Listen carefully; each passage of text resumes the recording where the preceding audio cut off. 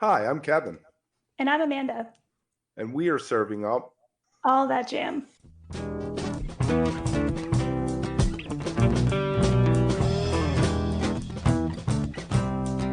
All That Jam, Quick Hit. Nigel Hall new studio time and playing sober. I think some of what you just said is kind of a good lead in, which is, you have your own releases, spiritual and others. And I'm just curious, like that process for you versus maybe recording with Lettuce or others, like what does that do for you? Like what do you get from that process that might be different from working on, more ensemble type recordings? You mean like in terms of working on my own stuff? Yeah. Like does that give you something different or, more of something than that maybe you would do like within more of like the band setting? It's funny that you mentioned this because right now I am kind of pooling my resources and putting things together to record another solo record. I'm about to go into recording a follow up to Spiritual. And yes, it does do something different for me. Because when I'm doing my own music, whether it be covers or not, it's still an expression of me. And this particular record that I'm about to go into the studio to record is going to be a mostly original record. It's gonna be all original, mostly. I'm still gonna put some covers on there because that's what I love to do. I know how to freak a cover sometimes, and I'm gonna put the best ones I think on there, and I think the ones that I've chosen are going to be pretty good. But what it allows me to do when I'm doing my own record is to like in my life, like I've gone through decisions I've made, decisions I'm making, fucking changes I'm making, changes I'm not making. Like it's fucking deep, and giving my new direction in what I'm doing in my own life, as far as sobriety is concerned, I'm gonna like this, and this is like really the first sober record I've ever done. So there's a part of me that's fucking scared to death, but there's always a part of me that's scared to death when you going into making a record. And as I've grown to the point where I'm at, I realize that the records that I make, and I hope no one takes this the wrong way, but the records that I make are for me, really. And hopefully I can help someone through my messages or whatever I choose to speak about and touch on, hopefully from my own life and how I deal with it. Hopefully someone else can hear that. That's how, to me, that's how you leave a legacy. So I'm about to find out. I don't know what the fuck I'm about to find out, but I'm about to find something out. And I'm very excited, but I'm scared to death. Is it like the vulnerability piece? Yeah, it absolutely is. I have to allow myself to be a vulnerable person, which I sometimes mask. Or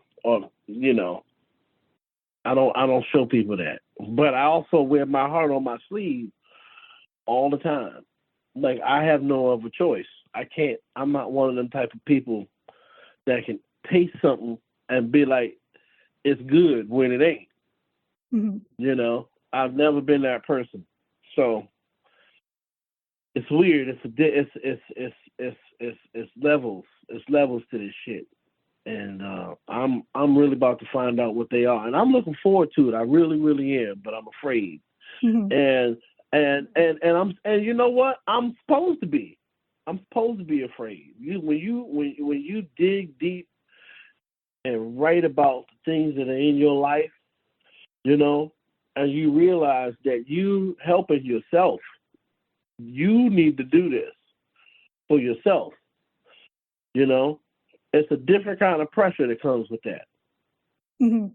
Yeah. You know, it's different kind of. It's a whole nother kind of anxiety.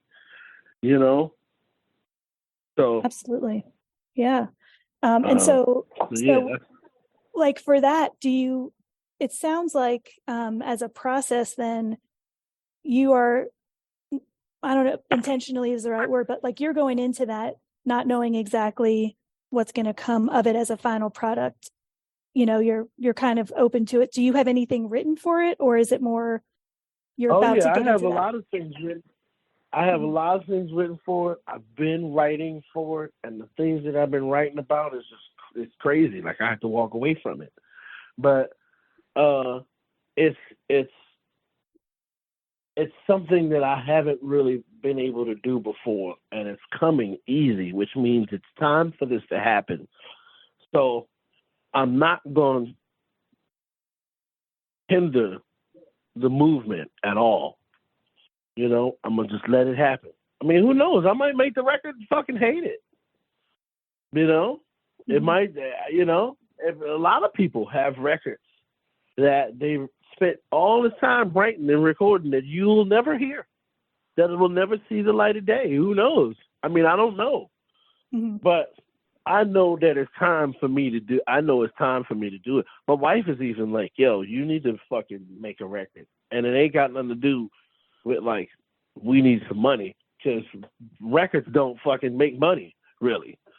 You know, she knows, but she knows what the whole process and what the idea is of making and how special records are to me. And records aren't just the product. Records aren't, it's not just the vinyl you hold in your hand. It's not just a piece of wax that you're listening to. You're listening to somebody's fucking heart. You're listening to somebody's